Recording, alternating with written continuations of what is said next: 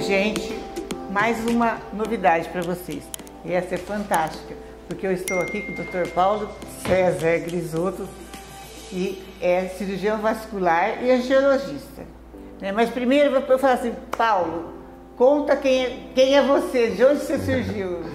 Eu vim de família do Paraná, Denise.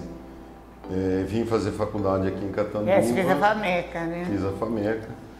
E fiquei aqui, acabei casando e me tornando um profissional aqui da... E graças a Deus, bem casado com a Luciana, né? Com a Luciana. Família De Vito, a gente que é do nosso coração. Bom, Paulo, você conquistou, você é além de bonito, né? Dá licença, Luciana. E além de bonito, você é simpático, você é um amor de criatura. E além disso, é um profissional assim exemplar. Obrigado. Então vamos assim, primeiro, porque antigamente a gente falava assim, ele é cirurgião vascular e angiologista. O que diferencia isso? E agora parece que é tudo igual, né? De início era cirurgia vascular e angiologia. A angiologia, ela estuda ou faz um tratamento clínico, não faz procedimento, não faz um ato cirúrgico. Então ela trata clinicamente o paciente, só com medicamento. E o cirurgião vascular é o que intervém cirurgicamente mesmo, né? Hoje é uma divisão, mesmo de especialidade, existe especialista em angiologia e especialista em cirurgia vascular, né? Nossa, mas mudou tanto, hein, Paulo? Eu lembro assim, porque eu morava em Palmares e a gente era muito assim, então as pessoas viviam, a gente era muito mais simples, né? E eu via aquelas senhoras, minhas tias, minhas avós, aquelas pernas todas vermelhas, roxas, né? Tinha aquelas veias saltadas. Ainda de vez em quando eu brinco com você, Paulo, pelo amor de Deus, me deixa belas pernas, né? Para não ficar igual a elas. Agora, o que é que mudou? Que hoje a gente quase não vê pessoas assim. Há um tempo atrás a gente basicamente a cirurgia de varizes mesmo, né? Para corrigir essa patologia. Hoje, com o advento de aparelhos mais modernos, do laser, então a gente consegue hoje substituir quase em 70% um paciente que teria que ter sido submetido a uma cirurgia. Hoje ele pode ser tratado dentro de um consultório com maior segurança, com baixo risco, com uma maior rapidez, né? E o que diferencia você? Porque assim, eu já fiz em mim, eu sou testemunha disso. Você faz a escleroterapia. Escleroterapia, que é aquela de injeçãozinha. E o laser mescla no paciente. O que é por quê? Hoje é uma técnica que foi desenvolvida, é brasileira, por sinal. E ela está sendo exportada. Esse laser é brasileiro? A técnica do Plax é brasileira. Ah, tá. Ela é exportada para outros países também. Nada mais é que uma associação de um tratamento a laser de um vaso com a associação da escleroterapia com a agulha. E esse método, ele possibilita uma redução de 30%, por exemplo, até 30%, na quantidade de furinho que a gente fazia antigamente. Hoje você faz menos intervenção com o furo e mais o laser, né? Isso potencializou uma técnica com a outra e a gente consegue ter resultado bastante interessante. E tem gente que diz assim, que a pele branca e a pele morena tem a diferenciação por causa do laser. Existe isso aí? Existe. Esse laser que a gente usa, que é o YAG 1064, ele tem uma baixa afinidade para a pele. Então ele transpassa a pele e ele atinge o vaso. Então deixou de ser um problema, na verdade. Não pode fazer laser em pessoa morena porque mancha. Esse aparelho possibilita isso daí. Mas a pele morena, ela tem uma tendência maior a formar queloide, a formar manchas, né? Mas é bem reduzido com esse procedimento. Mas você sabe o que eu percebo? Por exemplo, não é só as pessoas mais velhas ou adultas. Muito jovem tem tudo muito vazio. Por que isso? Sim, hoje o aparecimento de telangiectasia ela começa mais precoce, porque o uso do anticoncepcional, por exemplo, é um fator desencadeante. A gente tem uma coisa genética de ter varizes, mas o uso de hormônio, a atividade de trabalho, de você permanecer sentado ou permanecer por muito tempo em pé, ela vai desencadeando varizes. Então já a menina adolescente começa a tomar anticoncepcional, ela já começa a desenvolver mais precoce os vasinhos nas pernas, né? Tá. Agora eu penso assim, quem faz todos esses procedimentos. Antigamente, como que era mais cirúrgico, você ia para o hospital, agora tudo na clínica, né? Tudo faz aqui. Não, isso é uma comunidade tudo tudo não sei, boa, tem mais né? outros casos, lógico. Sim, né? sim, reduziu bastante. E você não tem tanto repouso, né? Não, esse método de escleroterapia, a gente pode praticar atividade física no dia seguinte, ela não tem uma contraindicação a pessoa se expor ao sol. Ela é um método bastante seguro, né? Até andar de bicicleta hoje em dia que está na moda, você pode no outro dia fazer essa atividade aí sem problema nenhum. Ô Paulo, isso é tudo de estética que nós estamos falando. Mas existe também as cirurgias de alto risco. Como chama aquela de implante que se faz assim? Sim, são cirurgias já mais da parte arterial, né? Que é um aneurisma de aorta. Aneurisma, né? Hoje substituição com prótese, isso tudo faz parte da especialidade da gente, né? Agora tem assim os fatores de risco. O que piora, como é que melhora esses... Isso, uma boa pergunta. Olha, o fator de risco hoje para a doença vascular é o sedentarismo, a hipercolesterolemia, a pessoa comer muita gordura, o tabagismo, né? Então tudo isso faz com que aumente as doenças vasculares, aumenta a placa de colesterol. Então, para a prevenção disso, é uma atividade física, uma alimentação mais saudável, boa hidratação, né? Faz parte de... E esse negócio quando enche as pernas da gente, que é pra lá, vai fazer drenagem... porque foi muita festa. Ah, não é? Agora a gente não está em festa nenhuma? Não, essa parte, ela tem bastante a ver com a parte alimentar, né? Alimentos com muito sal, hoje a gente tem muito embutido que contém muito sal, então a pessoa acaba retendo mais líquido. Muito mais prático, né? Acaba retendo mais líquido, né? Mais atividade, a drenagem linfática, isso ajuda bastante. E existe medicamento para isso, que aí é o angiologista que quer tratar isso, que trata, né, dessa maneira. Ele vai introduzir algum medicamento que te melhora o retorno venoso, melhora o retorno linfático, para corrigir esse problema, né?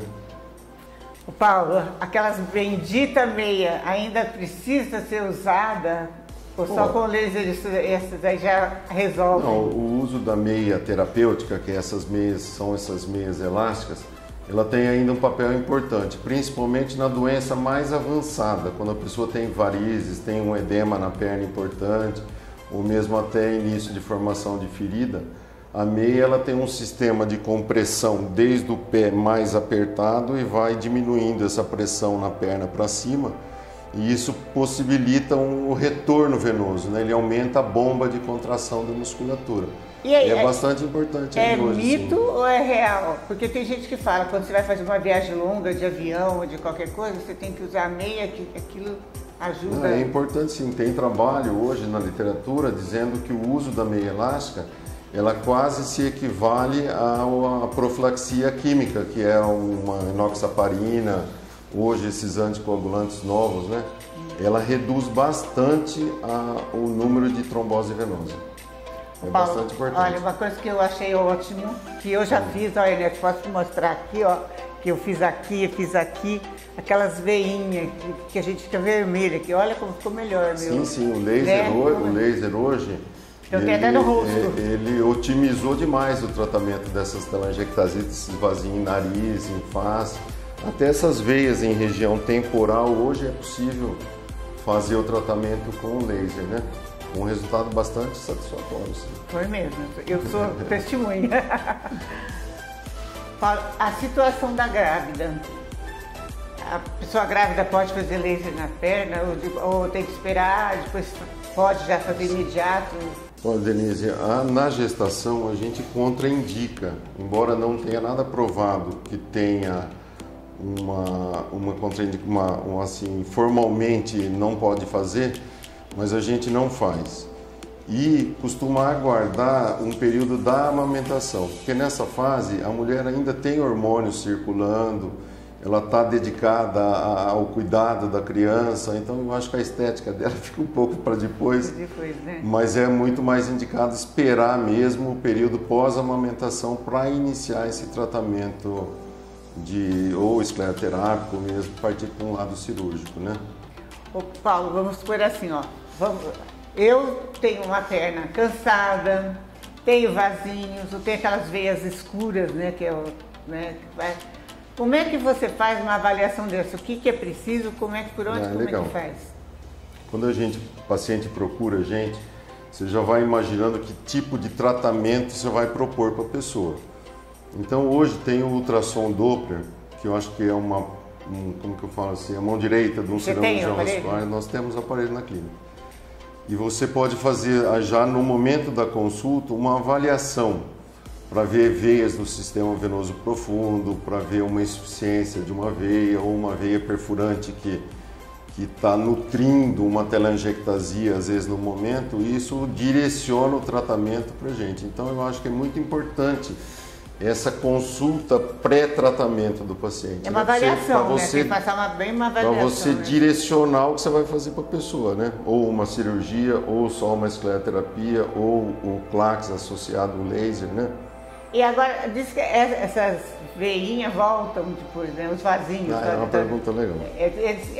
Volta ou surge outros? Quando você faz, vai depender um pouco da genética da pessoa, mas quando você faz um tratamento efetivo, você secou veias que são nutridoras daquela telangiectasia e elas desapareceram durante o teu tratamento, aquela veia não volta mais. E, eventualmente, se você ficou maltratado, permaneceu uma veia embaixo nutridora dessa telangiectasia, isso vai recidivar, aí é a mesma veinha que voltou. E se voltou daqui 5, 10 anos, às vezes é o aparecimento, é a evolução da doença, né? Mas ela, em geral, se você tratar efetivamente, ela não volta aquela vaso. Ela vai aparecer um vaso novo, vai dependendo da evolução dessa pessoa, da genética dela, do fator de risco, se usou anticoncepcional ou não, né?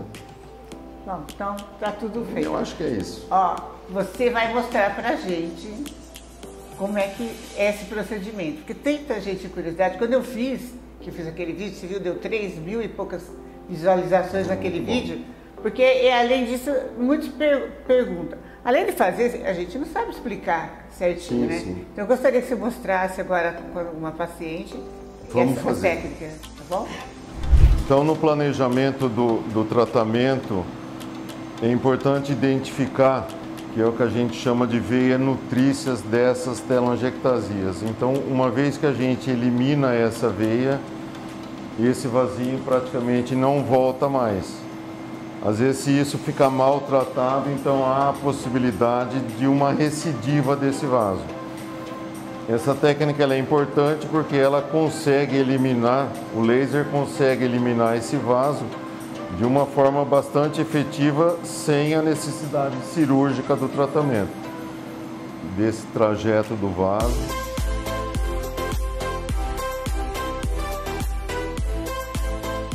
Depois a gente faz agora o tratamento com o laser, que já vai iniciar o processo de secagem, né, de eliminação dessa veia. E depois, por último, já mais nesse mesmo momento, a gente faz a escleroterapia com glicose ou com outro tipo de esclerosante. Vai começar o procedimento.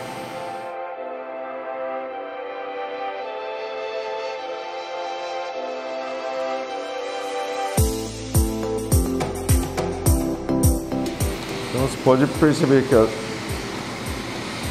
uma parte dos vasos ele já desaparece já logo no tratamento com o laser. E a gente acaba fazendo a injeção da glicose só nos segmentos de veia que não foi possível desaparecer no tratamento a laser, né? Então isso reduz o número de furada para o paciente. O laser, ele tem como é uma luz quente, ela causa um certo nível de dor. Esse aparelho é um resfriador de pele que coloca em temperaturas negativas, a menos 20 graus. Então isso causa uma analgesia na pele e torna bastante confortável a aplicação, né? Reduzindo bastante a dor.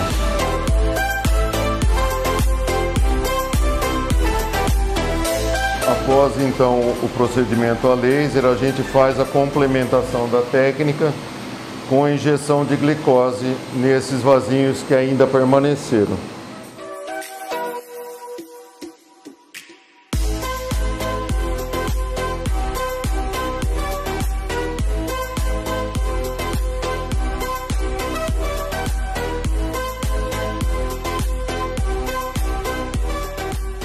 Esse é o processo da técnica CLACS, que é a associação da escleroterapia laser associada com a escleroterapia química, que no caso aqui a gente usou a glicose.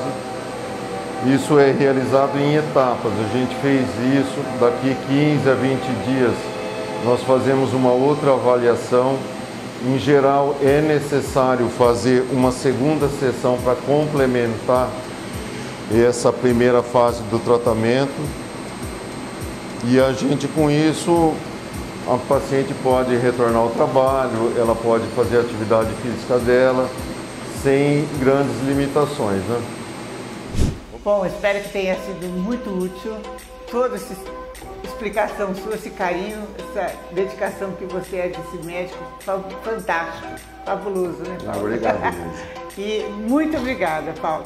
E eu gostaria que você deixasse assim uma mensagem para quem precisa procurar um médico, né? Como que deve procurar? Eu acho que se a pessoa tem a sensação de dor, peso, cansaço nas pernas, isso pode ser uma doença vascular. Então eu oriento que a pessoa procure um cirurgião vascular para ser feita uma avaliação, né? Eu acho que isso que é o mais importante. Denise, obrigado então pela oportunidade para a gente poder expor o trabalho da gente do dia a dia, e nós estamos aí para qualquer eventualidade. Eu que agradeço, porque eu sou aqui, ó, tô sempre por aqui para dar uma assistência técnica. Muito obrigada, Paulo.